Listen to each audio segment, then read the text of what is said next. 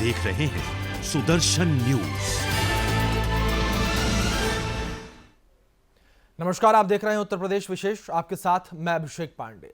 खबरों का सिलसिला आगाज करते हैं। आपको बता दें कि 3 मार्च को पूर्वांचल के 10 जिलों की 57 सीटों पर वोट होंगे और गोरखपुर में सीएम योगी आदित्यनाथ मैदान से हैं। आपको बता दें कि वहीं देवरिया सदर सीट से बीजेपी ने इस बार शलभमणि त्रिपाठी को टिकट दिया है और शलभमणि त्रिपाठी पहली बार चुनावी मैदान में है और देवरिया सदर विधानसभा सीट पर कांग्रेस का 3 बार का कब्जा रहा है। वहीं भाजपा ने 5 बार जीत दर्ज की है और समाजवादी पार्टी ने भी 1 बार यहां से जीत दर्ज की थी। बसपा का अब तक इस सीट पर खाता नहीं खुल सका है और शलभमणि त्रिपाठी से बात की है हमारे सहयोगी रजत मिश्रा ने। आप भी सुनिए इस बातचीत के दौरान उन्होंने क्या कुछ कहा। मोदी और योगी नंबर 1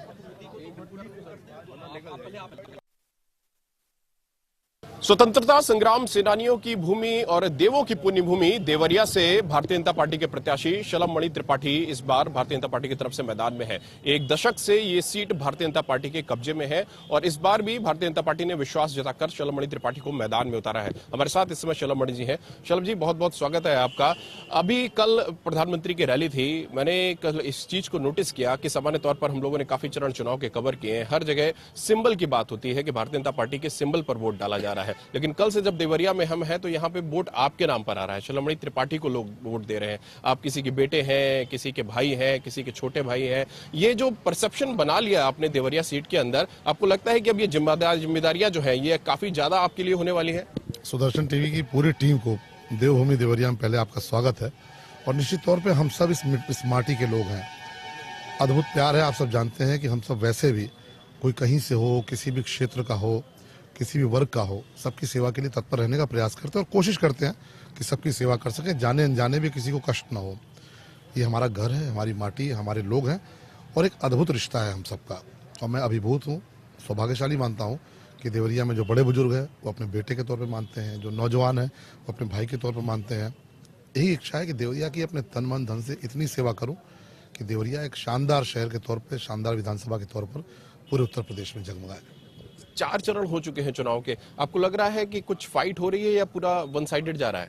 जनता एकदम मन बना के बैठी है और पहली बार मैं तो देख रहा हूँ कि 5 वर्षों बाद जब आप जनता के बीच में जा रहे हैं, कोई एंटी इनकम्बेंसी आपको भी नहीं मिल रही होगी, हमें भी नहीं मिल रही। इससे बड़ा प्रमाण कुछ नहीं हो सकता। गांव में जा रहे हैं तो माताएं बहनें इतनी वोकल हैं कि गांव में घुसते ही भाजपा का झंडा देखते हैं, बोली जाइए, आपको आने की आवश्यकता नहीं है, मोदी जी को देंगे, योगी जी को देंगे। 2017 में मोदी लहर चली थी, 2022 में मोदी और योगी जी की कॉम्बो लहर चलेगी। अच्छा, जिस तरीके से शलभ जी चुनाव आगे बढ़ रहा है, पूर्वांचल की तरफ से खास तौर पर आ रहा है, हम ये देख रहे हैं कि अखिलेश यादव का पूरा परिवार भी सीधे तौर पर योगी आदित्यनाथ के ऊपर हमलावर हो रहा है। भगवा बरसों को जंग से तुलना करी है डिंपल यादव ने, क्या कहेंगे इस पे? नहीं, ये अखिलेश यादव और समाजवादी पार्टी कांग्रेस का तो चरित्र रहा है। मोदी जी पर व्यक्तिगत हमले किए, मोदी जी प्रधानमंत्री बन गए। योगी जी पर व्यक्तिगत हमले कर रहे हैं, योगी जी दोबारा मुख्यमंत्री बनने जा रहे हैं, क्योंकि उत्तर प्रदेश की जनता योगी जी को प्यार करती है। एक ऐसा व्यक्ति जो 3 सेट कपड़े गर्मी के रखते हों, 3 सेट कपड़े जाड़े के रखते हों, गर्मी जाती हो तो गर्मी के कपड़े रख दिए जाते हों और वही कपड़े दोबारा इस्तेमाल किए जाते हों, जाड़ा जाता हो तो जाड़े कपड़े रख दिए जाते हों, वही कपड़े दोबारा इस्तेमाल किए जाते हों। ऐसे मुख्यमंत्री से जो भ्रष्टाचारी दलों के लोग हैं, उन पर अगर आरोप लगाएंगे, उन पे घटिया टिप्पणी करेंगे तो प्रदेश की जनता जवाब देगी। देवरिया के लोगों के लिए आप क्या कहना चाहेंगे? क्या ऐसी बातें जो देवरिया के लोगों को आप कन्वे करना चाहते हो जिन तक आप नहीं पहुंच पा रहे हो? मैं ये बस हाथ जोड़ के प्रार्थना करूंगा कि वोट देने निकलिएगा और आपका वोट बहुत ही महत्वपूर्ण है। आपको जो पसंद आए, जो बेहतर लगे, जो अच्छा व्यक्ति लगे, जो देवरिया का विकास कर सकता हो, देवरिया में चीनी मिल की स्थापना करा सकता हो, देवरिया में कृषि विश्वविद्यालय की स्थापना करा सकता हो, देवरिया को एक सुंदर शहर के तौर पर तब्दील कर सकता हो, आप वोट देने निकलिए, मतदान का प्रतिशत बढ़ाइए। शुक्रिया बात करने के लिए। आप थे भारतीय जनता पार्टी के प्रत्याशी शलभमणि त्रिपाठी, जो सीधे तौर पर वोट देने की अपील लोगों से कर रहे हैं। 3 मार्च को देवरिया में वोट पड़ना है और जिस तरीके की बातें शलभमणि त्रिपाठी साफ तौर पर कहते हुए दिखाई दे रहे हैं कि देवरिया के विकास के लिए चुनाव है, देवरिया की ग्रोथ होनी चाहिए, लोगों को यहाँ पर सुविधाएं मिलनी चाहिए और उनका ध्यान रखा जाना चाहिए और इसी आधार पर वो लोगों से वोट मांगते हुए दिखाई दे रहे हैं। पिछले 1 दशक से इस सीट पर भारतीय जनता पार्टी का कब्जा है और क्या ये कब्जा बरकरार रहेगा, इसका परिणाम 10 मार्च को पता चलेगा। कैमरा पर्सन सुशील वस्ती के साथ रजत मिश्रा, देवरिया। तो पूर्वांचल में 3 मार्च को 10 जिलों की 57 सीटों पर वोट पड़ेंगे और गोरखपुर से सीएम योगी आदित्यनाथ मैदान में हैं और योगी आदित्यनाथ के प्रचार अभियान में केंद्रीय रेल मंत्री अश्विनी वैष्णव भी शामिल हुए। अश्विनी वैष्णव ने दावा किया कि योगी सरकार के काम के आधार पर बीजेपी एक बार फिर से प्रचंड बहुमत में वापसी करेगी। अश्विनी वैष्णव के बाद भी हमारे सहयोगी उनसे बातचीत की है और उन्होंने क्या कुछ कहा इस बातचीत में आप भी सुनिए।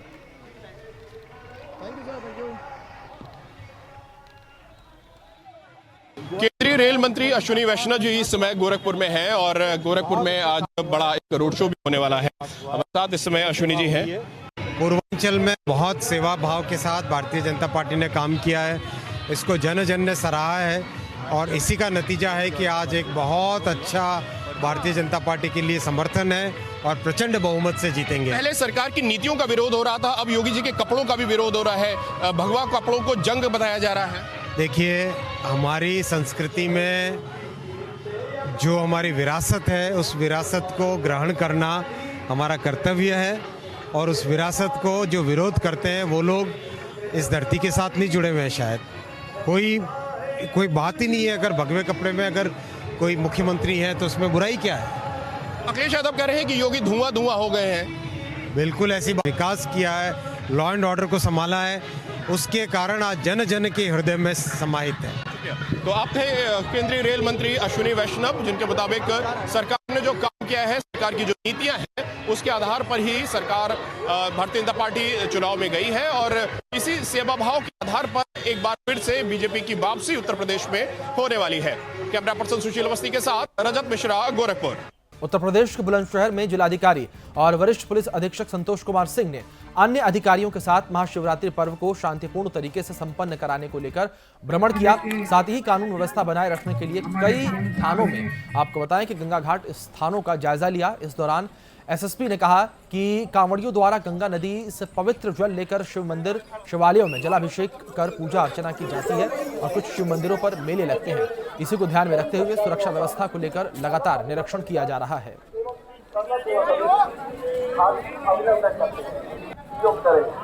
मेरा के दुकानदारों से अनुरोध है कि अपनी दुकानों के आगे। चलिए आगे बढ़ते और आपको बता दें कि उत्तर प्रदेश के ललितपुर जिले के कस्बा जखलौन में देर रात प्राचीन देवी मंदिर के ताले तोड़कर देवी की प्रतिमा को अज्ञात बदमाशों के द्वारा खंडित कर दिया गया और सुबह जैसे ही पुजारी पूजा करने मंदिर पहुंचे तो वहां पर नजारा देखने को मिला। ग्रामीणों को जानकारी दी गई। घटना को लेकर ग्रामीणों में आक्रोश फैला हुआ है और उन्होंने कस्बे का बाजार बंद करते हुए घटना के खुलासे की मांग की है। सूचना मिलते ही पुलिस अधिकारी मौके पर पहुंचे और मौजूद ग्रामीणों ने अपर पुलिस अधीक्षक को ज्ञापन देकर देवी प्रतिमा को खंडित करने वाले युवक को तत्काल गिरफ्तार करने की मांग की है। इस मामले में अपर पुलिस अधीक्षक ने बताया कि मूर्ति को खंडित किया है, जिससे साफ जाहिर होता है कि अराजक तत्व सिर्फ इलाके में दंगा फसाद फैलाना चाहते थे। फिलहाल पुलिस ने मामला दर्ज करते हुए आरोपियों की तलाश शुरू कर दी है। बड़ी दुखद घटना है और हम लोगों के खुद भी व्यक्तिगत आस्था से जुड़ा हुआ मामला है।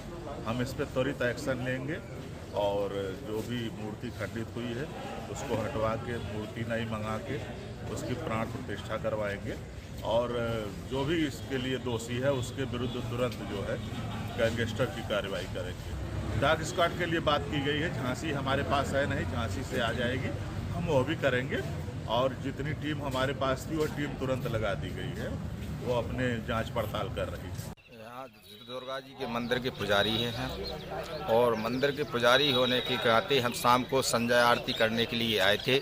शाम के 8 बजे बंद करके यहाँ से चले गए शयन करा करके।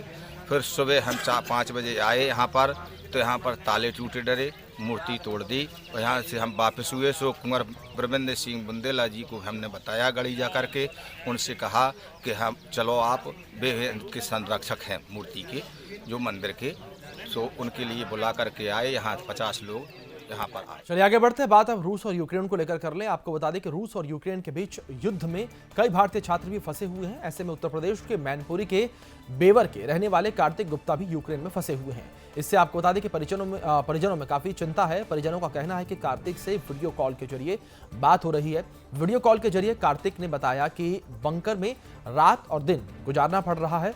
हर तरफ हालात तनावपूर्ण बने हुए हैं, खाने पीने की समस्या बढ़ गई है। साथ ही परिजनों ने अपने बेटे की घर वापसी के लिए सरकार से मदद की गुहार लगाई है। बेटा मेरा खार के बेटा मेरा खारकीट में है, बहुत दिक्कत आ रही है, उसे खाना पीना भी नहीं मिल पा रहा, कुछ नहीं मिल पा रहा। बात हुई थी तो वो कह रहा था कि हमको ये रोटी और थोड़े से चावल मिलते हैं और नेट की दिक्कत हो रही है और हम कुछ नहीं कर पा रहे। हमको मोदी योगी जी से जो कहना है कि वो जल्द से जल्द मेरे बच्चों को निकालें और पाकिस्तान बच्चों को वो लोग निकाल ले गए हैं। अब मेरे बच्चों बेटे से बात हुई है तो अभी बात हुई है तो बमबारी हो रही है 10 मीटर पे।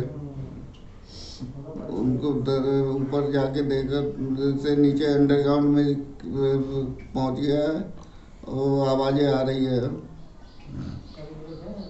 और वहाँ ना खाना है ना कुछ भी है। एक रोटी मिलती है पूरे दिन में 24 घंटे में, न कुछ पानी है व्यवस्था है वहाँ, कुछ रहने की कोई व्यवस्था नहीं। नीचे अंडरग्राउंड में पड़ा हुआ है और पाकिस्तान के 40 बच्चे निकाल लिए गए हैं, एमएससी ने निकाल लिए और वो भेज दिए। तो इंडिया की एमएससी कुछ नहीं कर रही है।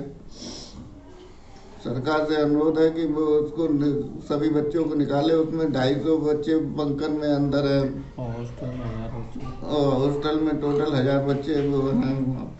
हमारा बेटा खारकीव में है और खारकीव में बमबारी 10 मीटर पे हो रही है तो हमारा बच्चा कैसे रह पाएगा। उसको खाना पीना भी नहीं मिल रहा है, ना उसके पास खाना है ना पानी है। एक रोटी से क्या होता है।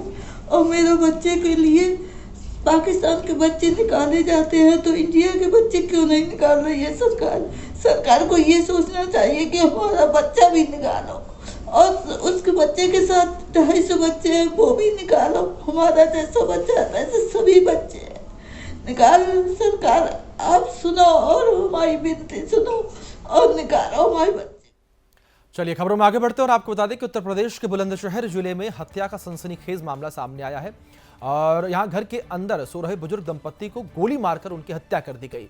इस घटना में महिला की मौके पर ही मौत हो गई जबकि बुजुर्ग व्यक्ति गंभीर रूप से घायल बताया जा रहा है। आपको बता दें कि घायल को इलाज के लिए अस्पताल में भर्ती कराया गया है। पुलिस ने महिला के शव को कब्जे में लेकर पोस्टमार्टम के लिए भेज दिया है। वहीं घटना की जानकारी आपको बता दें कि मिलते ही पुलिस जो कह रही है कि प्रॉपर्टी के लेन देन की वजह बताई जा रही है। इस मामले में एसएसपी संतोष कुमार सिंह ने बताया कि बुजुर्ग दंपत्ति से संपत्ति बंटवारे का विवाद चल रहा था। इसको लेकर कई बार इनके बीच झगड़ा भी हुआ है। इस मामले पर पुलिस ने मृतक के बेटे को हिरासत में ले लिया है और पूछताछ मृतक के बेटे से की जा रही है।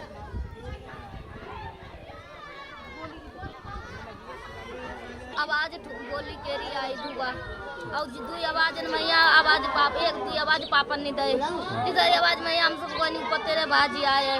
फिर हमने पाप मम्मी अपनी देगी पापा ने तो बाद में देखो पापा बाद में देखे मम्मी ने कहा हलाओ तू जुलाओ तू और पाप मम्मी हमारी खत्म हुई गई। एक गोल एक दो फेर आई भाई एक दोनों जने ने। थाना खुर्जानगर के जंक्शन चौकी क्षेत्र में बिमला नगर कॉलोनी है।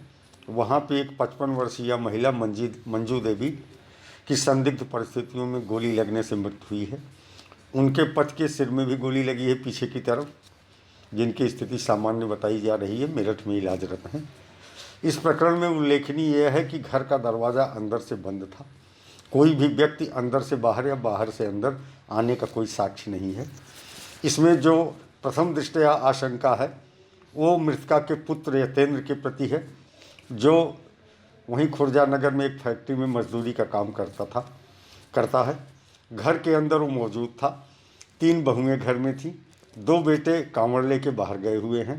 एक तीसरा बेटा गाजियाबाद में एक फैक्ट्री में नौकरी करता है। तो वहीं यूपी के उन्नाव में बीती देर रात एक पति ने अपनी पत्नी की गला दबाकर हत्या कर दी। उसके बाद पति ने महिला के शव को आंगन में रख हसनगंज कोतवाली जा पहुंचा और आपको बता दें कि थाने पहुंचकर उसने बताया कि मैंने अपनी पत्नी की हत्या कर दी है। घटना की जानकारी मिलते ही पुलिस महकमे में हड़कंप मच गया। वहीं आनन फानन में घर पहुंची पुलिस ने शव को कब्जे में लेकर पोस्टमार्टम के लिए भेज दिया। इस घटना पर चौकी इंचार्ज महान जितेंद्र यादव ने बताया कि घटना की जांच कर आगे की कार्रवाई शुरू की जा रही है।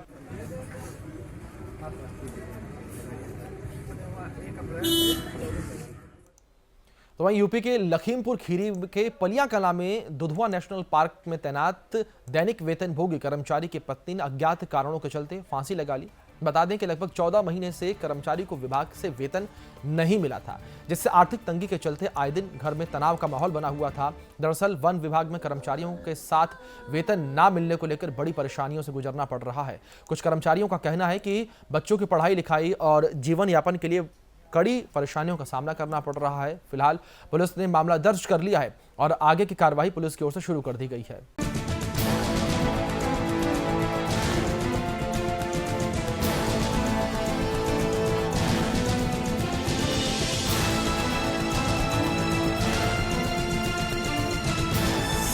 आप देख रहे हैं सुदर्शन न्यूज।